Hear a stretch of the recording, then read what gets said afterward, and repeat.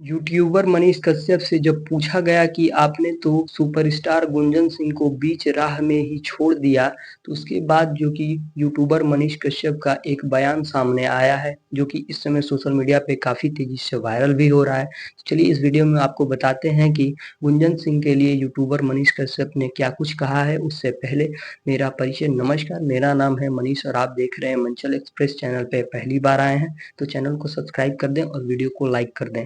दोस्तों, आपको भी पता होगा कि जो कि नवादा लोकसभा क्षेत्र से गुंजन सिंह जो कि निर्दलीय प्रत्याशी के रूप में इलेक्शन लड़े हैं। हालांकि वो पहले जो कि इंतजार कर रहे थे कि भाजपा जैसी बड़ी पार्टी उन्हें जो कि टिकट देगी कि वो नवादा लोकसभा क्षेत्र से चुनाव लड़े, लेकिन होता इसके बिल्कुल विपरीत है।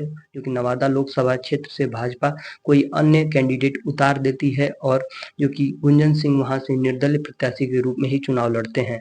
जैसे कि यूट्यूबर मनीष कश्यप जो कि पश्चिमी चंपारण से ही भाजपा के टिकट पर चुनाव लड़ना चाहते थे, लेकिन भाजपा ने वहां से भी जो कि किसी और को टिकट दे दिया और गुंजन सिंह यूट्यूबर मनीष कश्यप जो कि निर्दलीय प्रत्याशी के रूप में वहां से चुनाव लड़ गए। लेकिन आपने बीते दिन देखा कि यूट्यूबर मनीष कश्यप ने कैसे जो कि बीजेपी का दामन पकड़ लिया और बीजेपी में शामिल हो गए।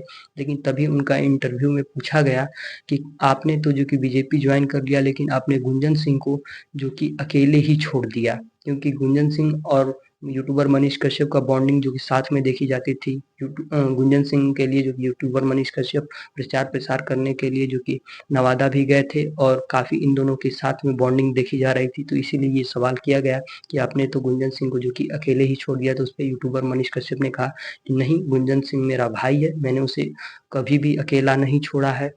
जो कि मैं कोशिश करूँगा कि उसे भी जो कि पुनः भाजपा में वापस लाया जाए। और रही बात अकेले छोड़ने की, तो जब मैं जेल में था तभी भी ये चर्चा चल रही थी कि जो कि गुंजन सिंह चुनाव लड़ेंगे, यानी कि उनका प्रोग्राम मुझसे जो कि बहुत पहले से था।